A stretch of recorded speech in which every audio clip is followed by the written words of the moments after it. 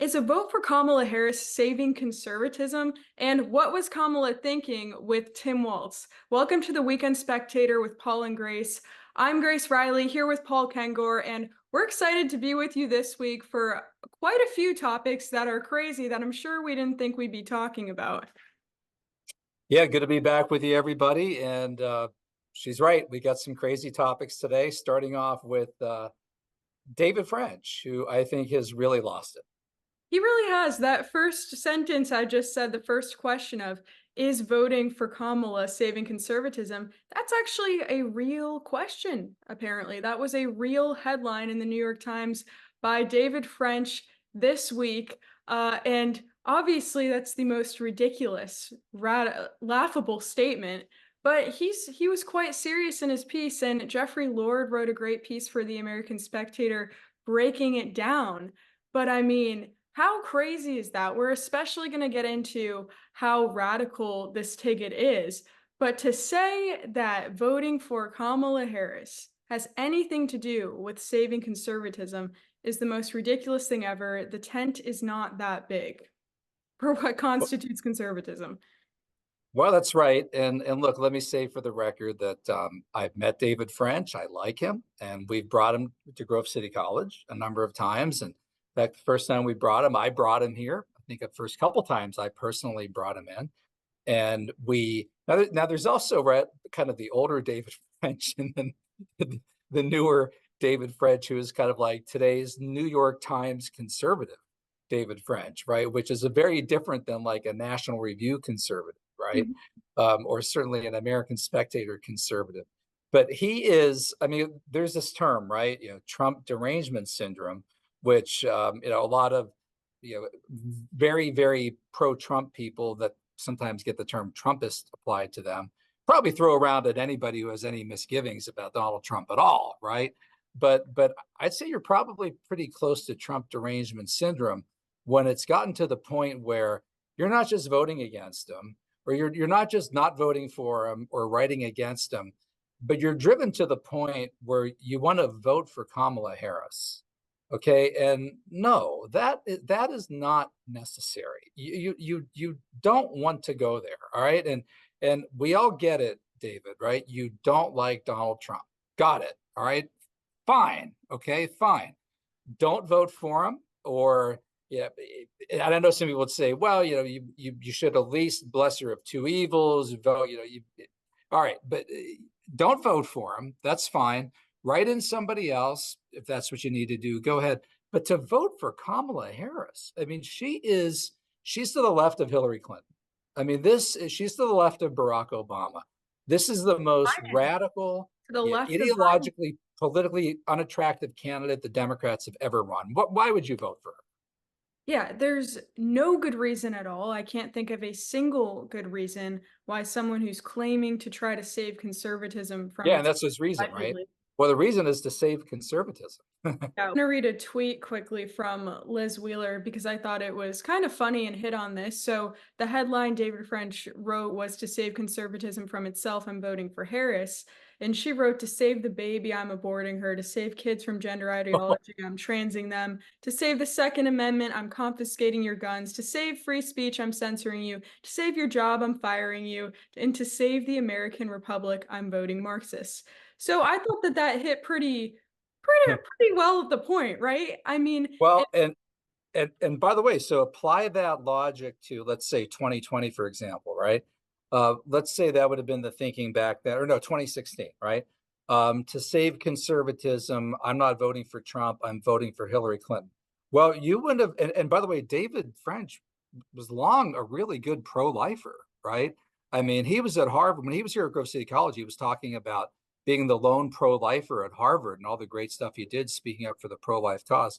Well, by Donald Trump getting elected instead of Hillary Clinton, Donald Trump gave you three Supreme Court picks: Neil Gorsuch, Brett Kavanaugh, and Amy Coney Barrett, who, guess what, right, overturned Roe v. Wade.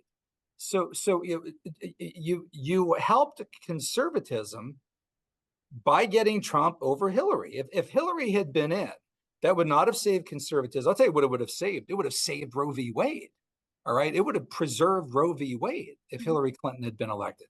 Now, if Kamala Harris comes in the next 4 years, likewise, I mean, you're going to get far left judicial appointees.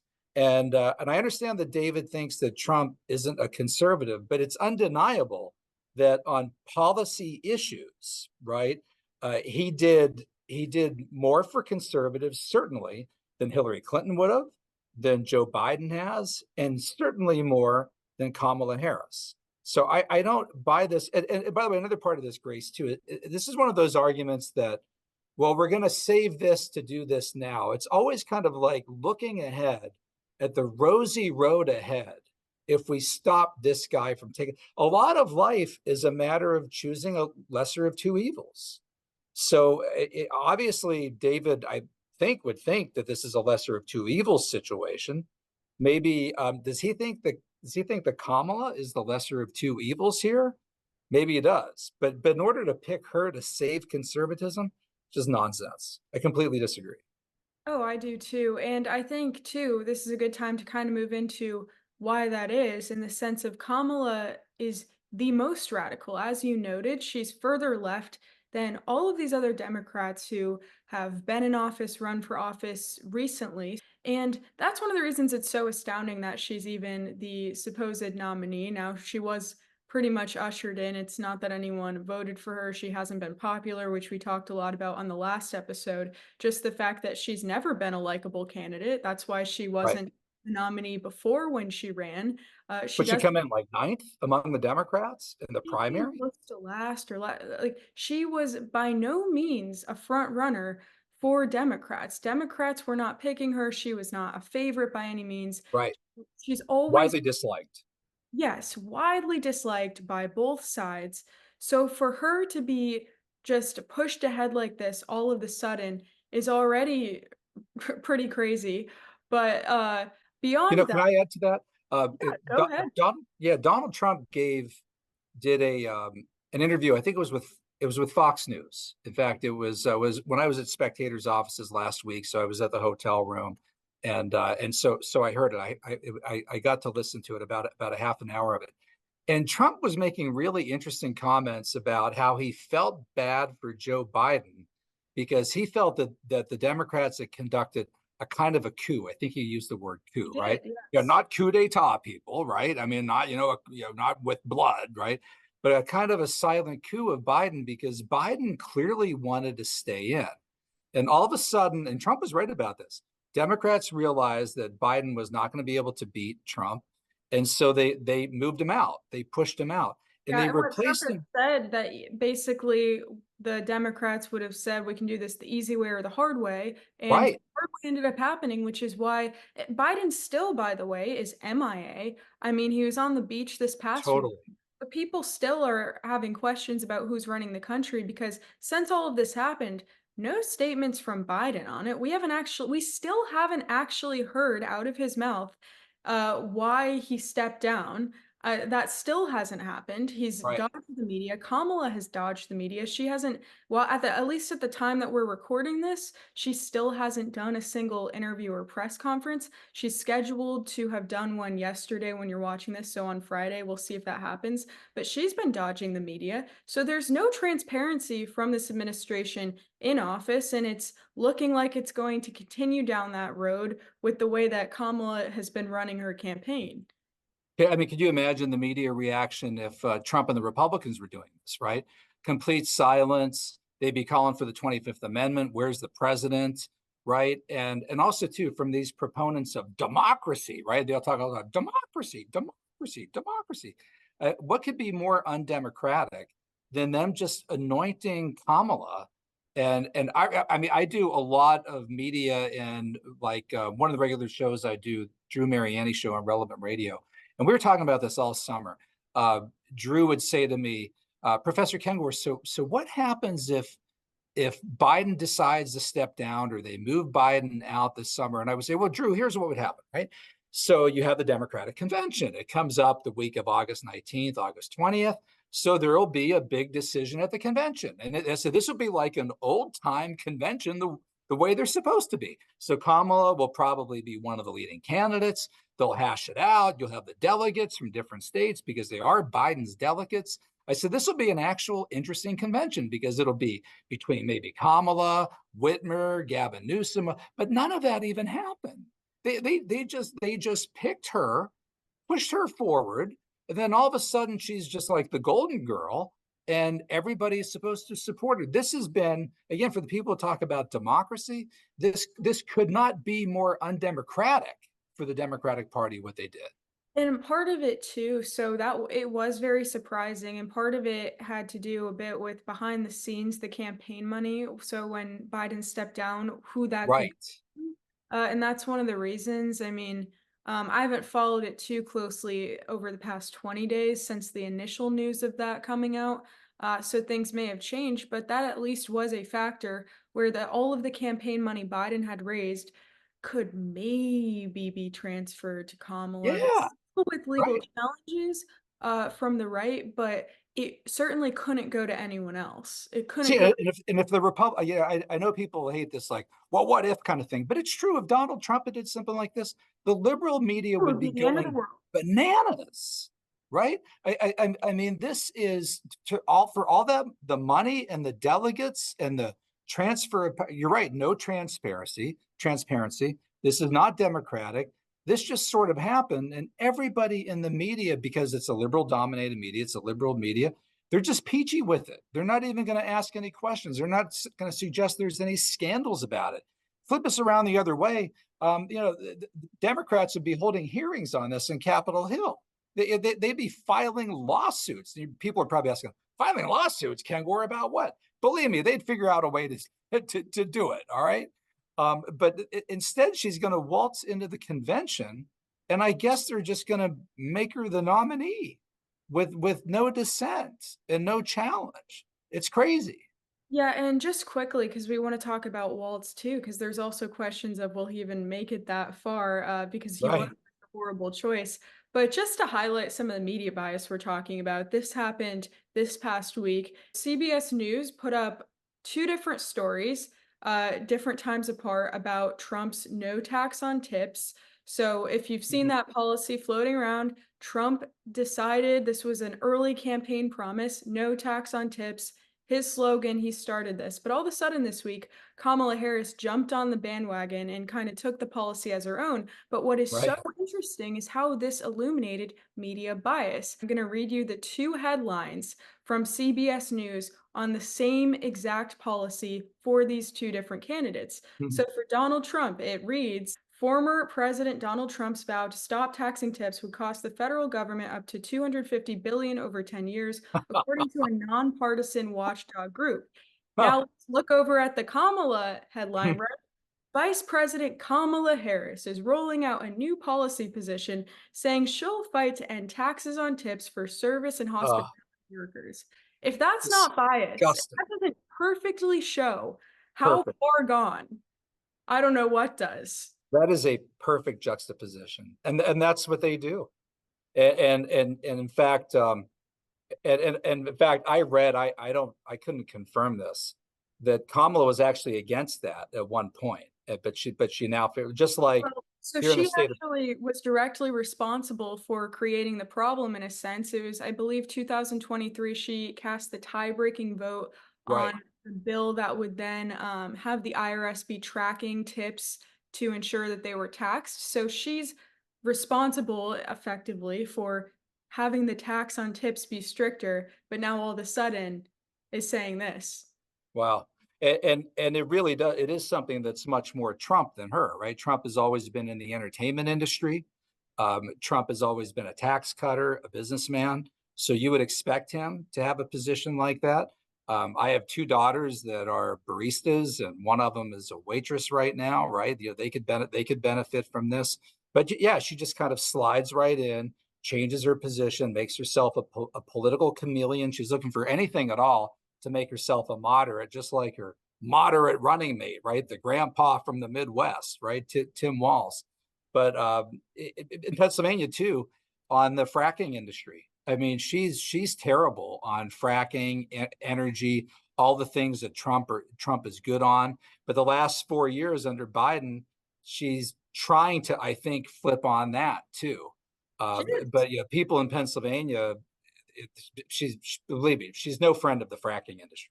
No, and that's something Shapiro also kind of did. He flip-flopped, but let's jump into that. So Right. you piece for the American Spectator on why Kamala Harris messed up so badly. I mean, kind of questioning what she was thinking, picking Tim Walz over Josh Shapiro. It would be great if you could share a bit about that piece and just your thoughts on that, especially as someone on the inside in Pennsylvania.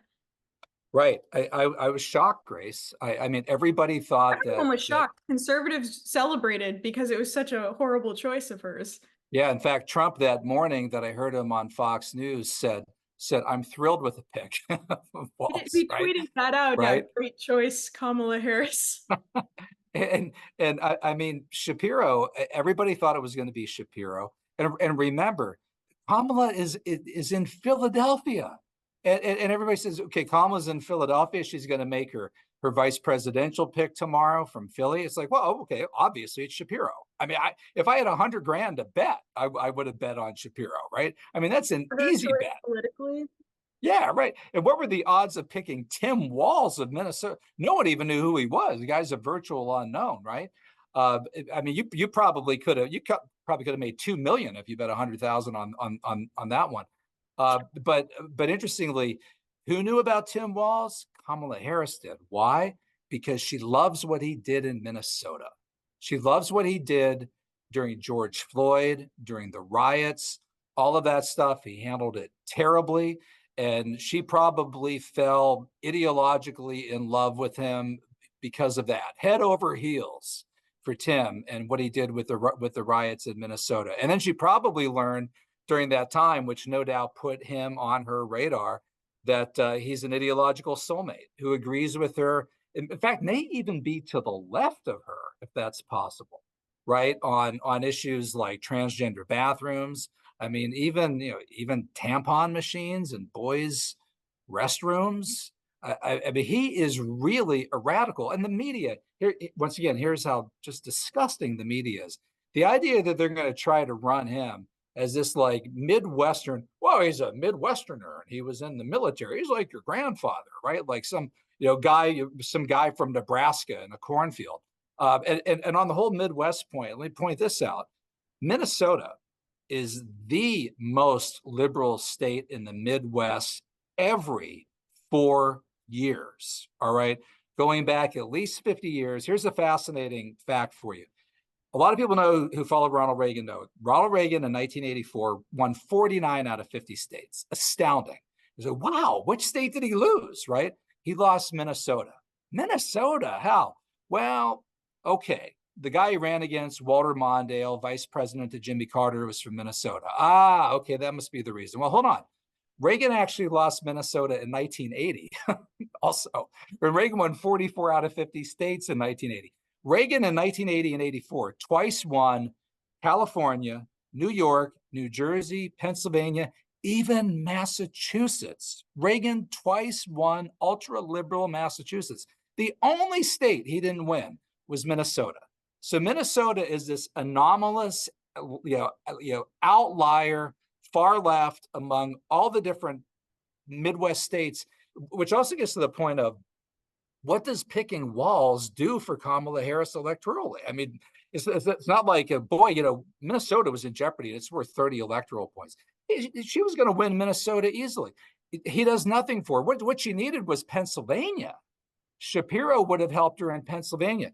So why did she not pick Shapiro? Why did she pick Walz instead? She was looking for an ideological soulmate, a running mate, someone who's just as hard left as she is. And by the way, to be fair, kind of like what Trump did with J.D. Vance. Vance doesn't help him with Ohio. He's going to win Ohio by 8 or 10 points. He picks somebody who agrees with him and who's like him. And that's what she did with Tim Walz, rather than Shapiro, rather than the moderate pro-Israel. And Shapiro is also Jewish, and she's having a hard time with Jewish voters. I mean, there's some stunning data about Jewish voters in New York favoring Trump in 2024. So Shapiro could have helped there. Didn't matter. She picked the guy who was to the farthest left, well to the left of Shapiro. Even if Minnesota means nothing, even if Pennsylvania could mean the election in November 2024. Yeah, absolutely. It's not what I expected at all. I don't think anyone expected it. And Hmm. to point to how far left the ticket is, it is the most radically left ticket in American history, easily. It's communist. It is extremely far left. I mean, looking at guns, both of them are extremely radical. It would be the most radically left ticket on guns that we've ever had. Neither of them really have respect for the Second Amendment or our rights at all. Both of them are for assault weapon bans, buybacks, confiscations. There are statements floating around from both of them on this, though Tim Walz has flipped in his time being in politics, which is also interesting. And Yeah, I encourage everyone to look into that. He's been a bit of a political chameleon himself on the gun issue, trying to get votes, where he has gone back and forth. And one of his most viral clips recently that kind of stirred up this scandal and controversy about stolen valor, which has now completely, I would say, overcome him. I mean, that is a huge scandal that yeah, now he's being accused of stolen valor, and he, on multiple occasions, has made statements that are incorrect about his military service. One of them being a speech he was given where he said something along the lines of, the weapons I carried in war shouldn't be on the streets or something. So right. making a gun control point, saying that these are weapons of war that he carried in war. So a lot wrong there. But point is, not only is he making statements that are wrong about his military service and that are lies. I believe he and the campaign came out over the past few days and say that he misspoke on his service. Well, it's a Right. funny way to say lied. He did lie because there were multiple occasions of it. And Uh, even CNN, like gingerly said, it's suggestive of the fact he seemed to suggest that he carried weapons in combat or something like that. Here yeah, again, if this was the other way around, Dan Quayle in 1992, vice presidential running mate, JD Vance, the media would be incessantly 24/7 demanding a public press conference for Walz to come out and repudiate in front of the cameras what he had said. Right? It was a huge scandal for about a week, but I haven't heard much about it in the last few days. They'll let him skate on it. They'll let him get away with exactly. It has died down, and obviously there's a contrast too between him and JD Vance. Not that it. Yeah, is a huge deal, just in the sense of what he said is really bad. But JD Vance did actually go into combat. He escorted journalists in Iraq, I believe. So he actually did serve quite a bit of time in combat. So that's just an interesting contrast to have, given the statements that Tim Walz has made and the controversy that has surrounded him. But also on the border, he's extremely left wing as well. No respect for our borders or having strong borders. He signed policy in Minnesota that would give illegal aliens free college, free healthcare, and supports all sorts of things like that, which obviously pairs well with Kamala Harris, who supports giving mass citizenship and amnesty to the millions and millions of illegal aliens that she has let in, that have come into our country under her watch as borders are. So basically, the ticket wants to further perpetuate this chaos, enable it further, make it continue. I haven't heard anything from them about stopping the chaos at the border. I haven't heard anything about fixing the problem, just ways that they're basically going to further enable it more. And where I work, even Restoration News did a report today calculating that the cost of Tim Walz's plan, or that he signed into place with illegal alien free college tuition, costs Minnesotans $55,000 per person, and cool. that's just for the free college tuition for illegal aliens. Hmm. So the point being, with these examples, very far left ticket. By the And way, check out the piece by Nate Hockman at American Spectator this week called the Mogadishuan candidate. It doesn't exactly roll off the tongue, but it's a play in the Manchurian candidate. And it's a number of people from Mogadishu, number of people from Somalia, who've come to Minnesota, and the kind of flood in illegal immigrants to Minnesota, not just immigrants, right? But not just legal immigrants, but illegal immigrants. And there's a statistic in that piece about the number of ISIS recruits and ISIS recruiting that has come out of Minnesota, of all places. I'll let the piece speak for itself. There's some really stunning statistics in that article, and this isn't happening in like New York or San Francisco. It's in the middle of the Midwest, right? Like freezing cold. Minnesota has become this kind of hotbed for some of this recruitment. Yeah, and you would think, and we talked about this before, but it still completely blows my mind. How is this not an immediate no turn off for these candidates? Kamala, too, both of them, their policies on this issue alone, that should be immediately disqualifying, immediately no, especially with numbers like that coming out of his state relating to ISIS recruits. I mean, But really? David French is going to vote for them to save conservatism, Exactly, right? so that and, exactly, which 0 sense at all, Right. it's crazy, and just but I think before we close, it's interesting to bring up some of the contrast with what Trump is running on. It was interesting earlier this week, he had a conversation with Elon Musk, which I listened to. I stayed up past my bedtime listening to it. It went a little late into the night. I listened to it for a while too, but there's always so much you can listen to.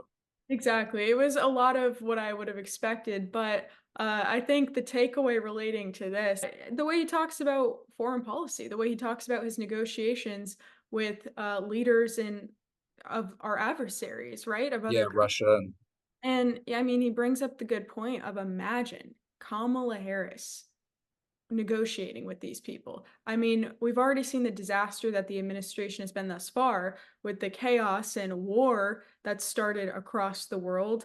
And still, the fact that I mean, World War III shouldn't be underestimated, right? I mean, it really shouldn't. So, but it's again, yeah, on that point, so I was listening to that with one of my sons last night, and Trump made a point about this too in another interview last week about how he thinks the whole economy could really just the international global economy could have a total meltdown very, very soon. I don't know if Trump even why would you even want this job? I mean, this time next year, everything could just be utter and complete chaos with the global economy, with the potential for World War III, blowups in the Middle East. I mean, and it could all just explode on Trump's watch, and he'll get blamed for it by well, the liberals, right? But a lot of the pieces have been put in place, right? The kind of dominoes for the first one to push and just to go all down on the whole house of cards to collapse when he comes in. By the way, David French, if Trump loses in 2024, he might be back running again in 2028. I that's don't true. care how old he is. Maybe he just want him to win in 2024 Probably and still then be get sharp. out of here. Right. He'll probably still be sharper than everyone else in 4 more years. Right. Right. How about his comments about Biden having low IQ and then no IQ or something like that? It was Trump's very entertaining. He is. I think he's hilarious. Some people don't like him. I Right. personally think he's so funny. And you know what? I think, especially with what you just said, yeah, why would he want the job? I certainly wouldn't want this job right now. But He's this kind of outrageous and hilarious at the same time, right? is, I mean, which is, I think it's kind of the perfect combo. But this is why, though, I think that he's the perfect person for the job because with the state of things as they are, who else could simmer them down? I do think he's the best person for this job with it being as bad as it is. And he on the does have an amazing ability to not care whatsoever what the other side thinks. They could say anything about him, do anything to him, and he doesn't care. By the way, the negative to that is you don't have the political sensitivity, Mhm. right? That would constrain you and allow you to be more careful with your words and maybe get a little more than 50% of the vote. Maybe Exactly. And maybe do that's a little better than 46. Yeah, and last night I think was a great example of that where, he had zero concern at all for what people think. And I actually Right. appreciate that about him where, you know what, I'm glad that with all the heat he gets that it doesn't affect him at all and that he just says exactly what he thinks because he's honest. I don't have any doubt he's being Well, it's truthful. very true. There's no filter there at all, Oh no. which is also a problem. Yeah, a but problem, there's but also kind of refreshing with the way that politicians are. I mean, on the other side, you have right. all these chameleons who are changing policy positions left and right all the time just to get votes. At least Trump's honest. You know exactly Yeah, what yeah. Like, well, when Trump calls for tax cuts on tips, that he means it. he'll do And it. when Kamala does it, she doesn't. And when he's Exactly. all about fracking, drill baby drill, oh yeah, he believes that. And if she says drill baby drill, there's no way she actually believes that in her heart. There's just no way. Yeah, and that means a lot. I mean, having a and I think that that's why Trump supporters love him so much because they know they can trust him and that he'll actually follow through on the things that he says. Um, but and yeah, we should probably wrap up. Whoa, we should probably wrap up because we're getting to the end of our time. But it really, I mean, it's so interesting that the ticket on the left has gotten so radical. And I would say that a lot of the things that Trump's running on are pretty basic things that I'm not sure why so many people disagree on. Uh, Right. yeah, Well, they don't like the like messenger, him, not the but message. exactly. And Yeah. it's my hope that people would look more to the policy and than the messenger, really, because that's what's important. I don't think you have to like the guy, but who's going But to be the lesson of Reagan, right, is you can have the message and the messenger. that's You can have you have a guy with the conservative policies, and if he's winsome and likable, wow, he could win 49 out of 50 states. And I know some people on our side will say, no, that'll never happen again. It might. I hope Reagan was like, I'll tell you what, you run somebody like a Reagan against Kamala Harris or Hillary Clinton, he's going to win 49 states. yeah. Okay. I mean, he is. So a lesson for the Trump folks. It helps for your guy to be liked and not loathed by over 50% of the population. Yeah, no, I think that's a really great point, and I hope that we get to see something like that again. But yeah, the political sphere is certainly crazy. Crazy. Yeah, it And is. that's a good way to end. It is. Everything's crazy. Thank you so much, everyone, for joining us this week. We hit quite a few topics, a lot of pieces in here to go check out at spectator.org. But make sure that you like this, share it with your friends, and subscribe to stay up to date with the latest episodes of The Weekend Spectator. And we will see you next week. We'll see you next week. Thanks.